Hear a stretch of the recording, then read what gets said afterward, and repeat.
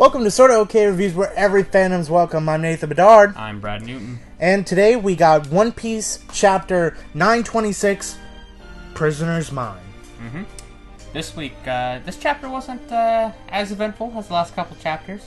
And you know what? I can't think we can blame it too much on the chapter, because, I mean, you had last week's chapter was just, like, set the high bar as, like, it was a reverie level chapter. Yeah, it was like The Dark Knight Rises, Yeah. and then it's like you got, you know, a Fox movie or something. Okay, it'd be The Dark Knight, not Dark Knight Rises, but okay. Oh, yeah. So anyway, we start off this week, cover page. You just got Chopper and Law. You know, they're studying with a turtle and a crane. Yeah, you know, you figured, I mean, Chopper's a doctor and so is Law. Like, you know, you think they'd bond a little bit over, like, yeah. Law really is, like, he likes being a doctor. But, so we start off this week, we're in the flower capital of Wano.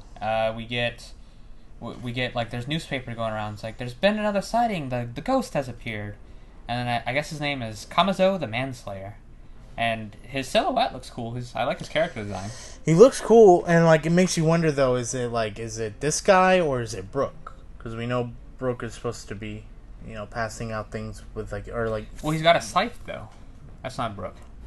No, but what I'm saying, though, is, like, they talk about a ghost. Oh. And, like, even though they're saying him, like, they could just be, like... and with I think he's one of the samurai. You do? Yeah.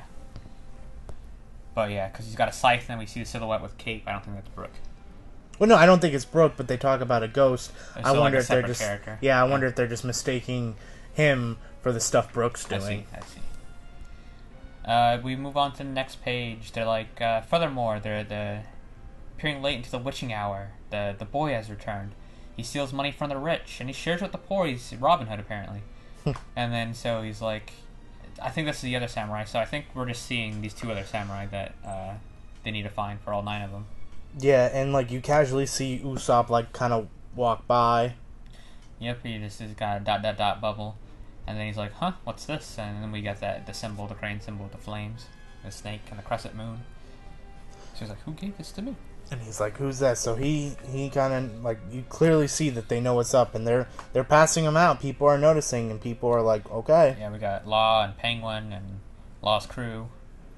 Beppo. Then we get what are probably some of the other samurai.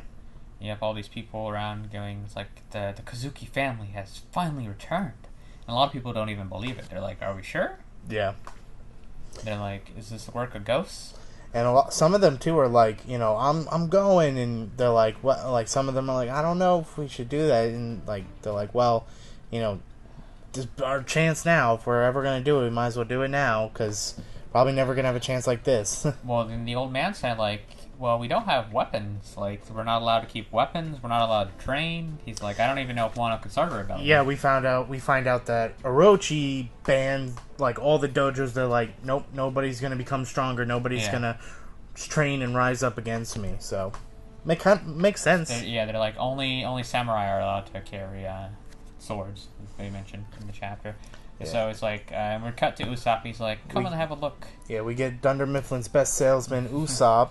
He's over here selling the toad oil. That toad oil, yeah. And he's got a sword, so maybe he's supposed to be a samurai incognito. Yeah. Because we know only samurai are allowed to carry katanas. Mm-hmm. So we cut to this. I like just the scenery, like, you know, that Japan style, like, you know, the water and then, like, the sliding door. It's like here in the shipment order. Yeah, this is the scene where we get Nami being a cat burglar. Yeah, I mean, really, if you think about it, you know, she was known as Nami the cat burglar. She's a good thief. Like, kind of shows that trait about her, which we haven't seen in a while. See a whole lot. And then she's with the Konoichi, and then they keep on making a joke about how old she is.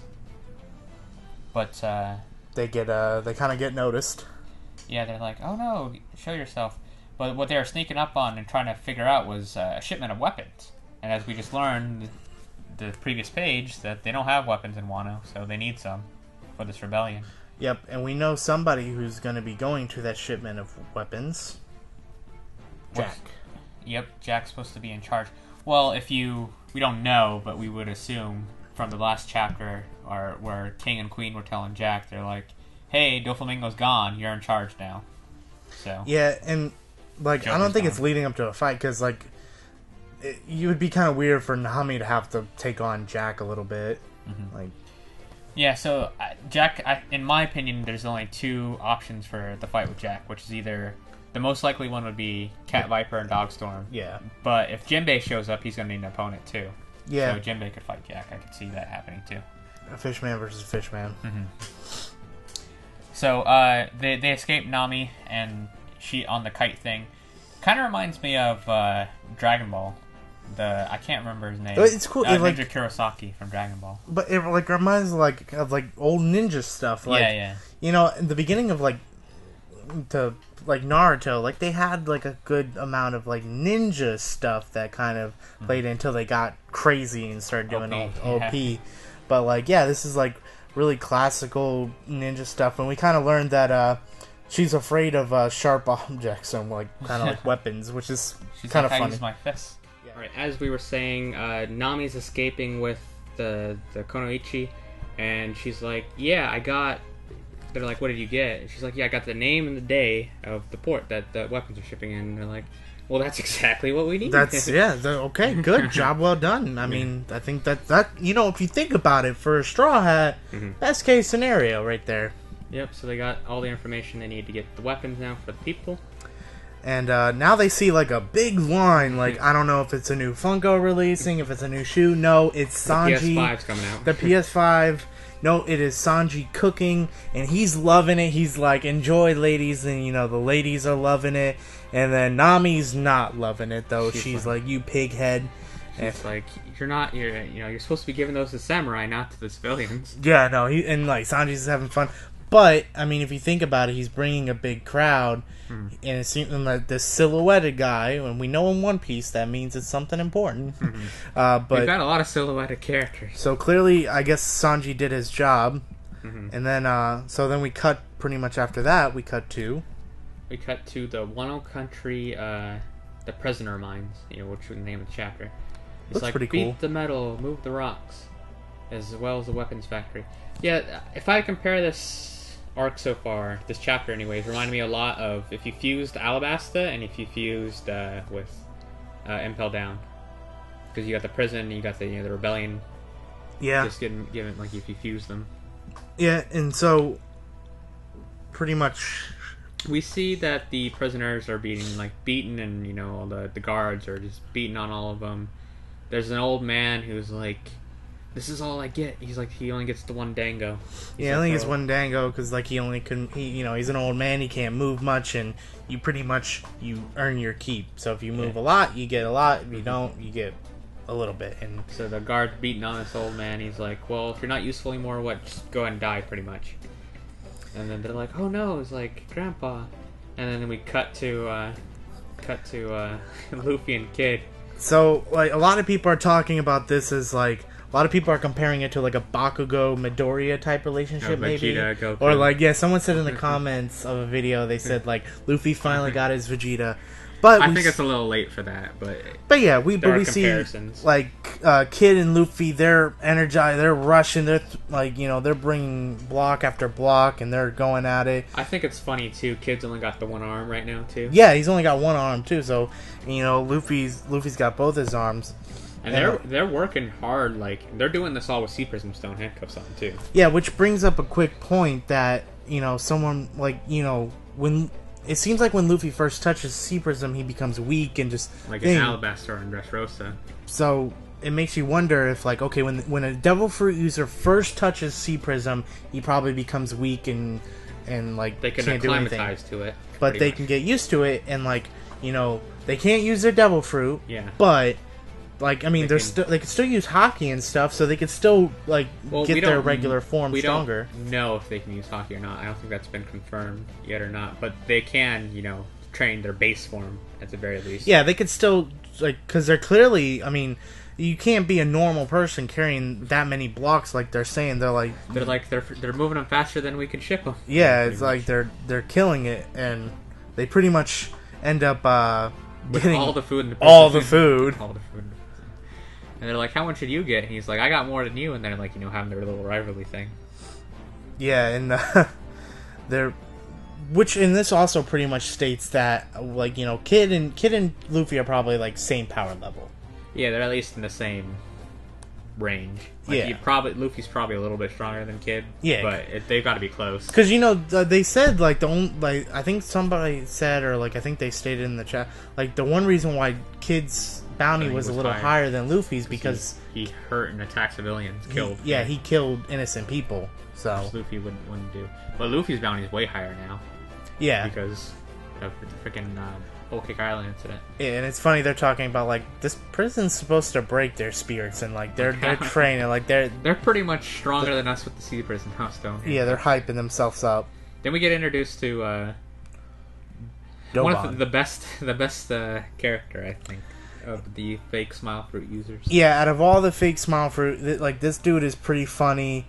Like his name is Debon. He's pretty much the vice chief jailer, and he's like sitting in a hippo's like mouth, pretty much. Yeah, he's got the mouth all around. And it's not like a hippo is like just like the face. No, it's a whole hippo behind him.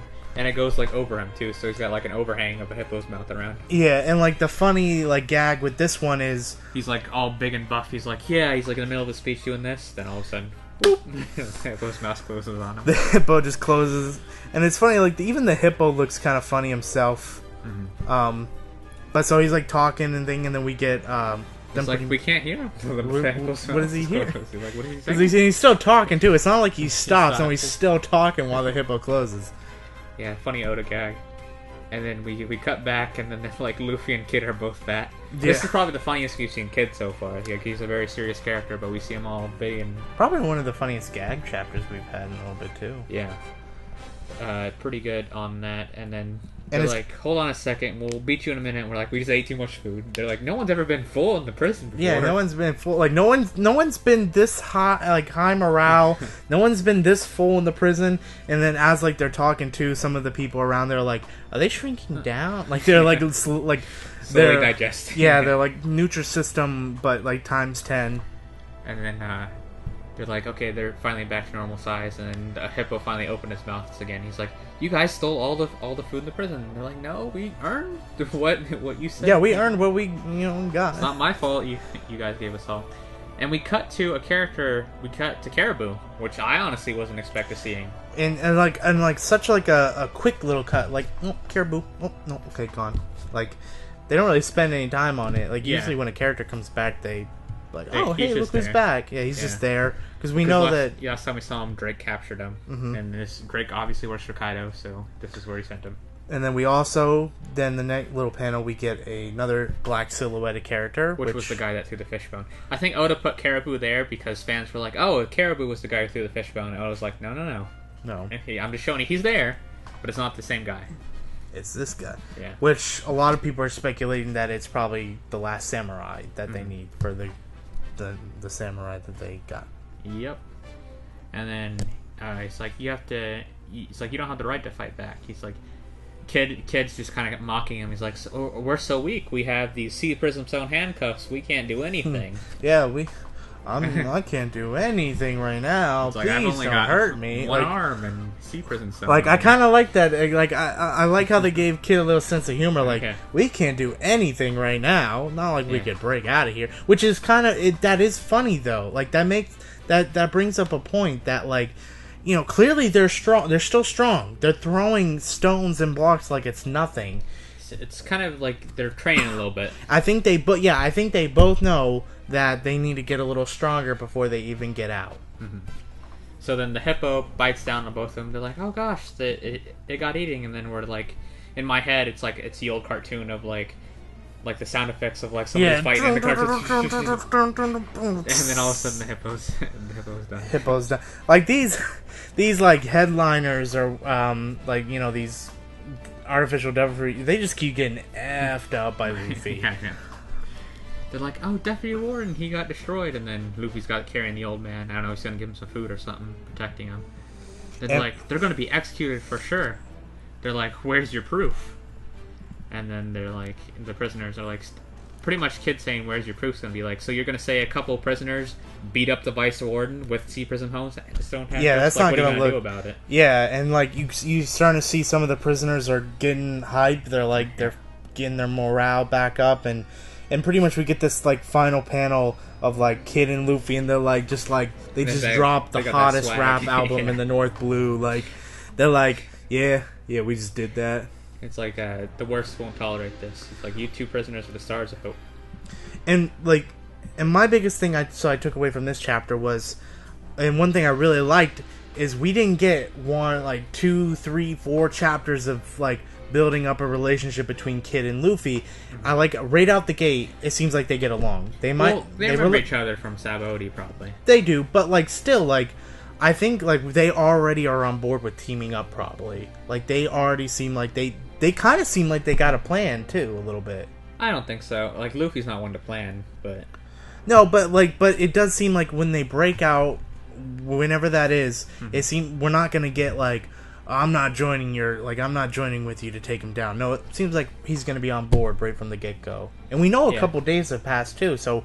Things are going along pretty quick, actually, when you think about it. Like it was only 2 weeks away. Was the and we know that this like when that final battle, the Blood Moon or whatever, like that's going to be the final fight. So I mean, the final fight's coming up pretty quick. Yep. Because I think we're going to get a huge, massive fight. Yeah, it's going to be a huge battle. It's going to be Law, Kid, and Luffy versus Kaido, I think. Law, Kid, Luffy, and then probably maybe, and then I still think Harpoon and Hawkins will turn on Kaido, because I think it's going to take. Supernovas. They're going to need 5 of them at least to take on Kaido. You think Killer's going to help Zoro fight King? Yeah, because Killer is the second in command for Kid. Maybe Jinbei shows up and helps Sanji fight Queen too. Who knows? Yeah, because we know too that, and we know that Orochi's probably going to fight the Ninth Samurai, and we know Orochi's not going to probably fight him all by himself. Orochi's probably going to have guys too. There's there's gonna be like guards to the Shogun probably and stuff like that. So yeah, it was a big battle. Yeah, it was a solid. It was a good chapter. I think it was a good chapter. I think the only thing cool down chapter. Yeah, because I think we can't call it a bad chapter just because we were so hyped last week that we kind of came down a little bit. Yeah. I think it was a perfect chapter. I think it paced along pretty well, and we're not on break, which is good too. Yep, that's always good when we're not on break. But I think that's going to do it for this week's chapter, correct? Yes, that's going to do it. We hope you enjoyed it. As always, please hit that subscribe button that'll pop up right there, and check out last week's review right here. Yes. Thank you very much, and have a good day.